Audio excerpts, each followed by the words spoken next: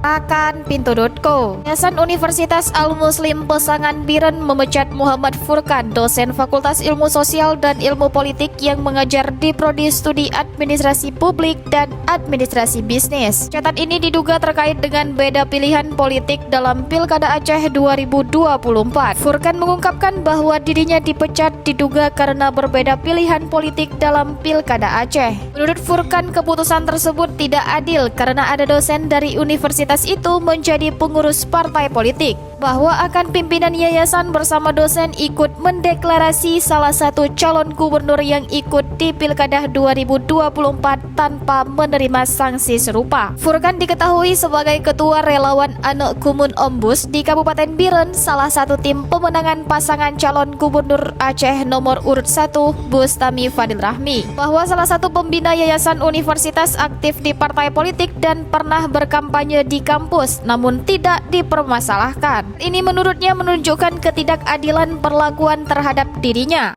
Mau tahu berita terupdate tentang Aceh? Baca berita selengkapnya di pinto.co.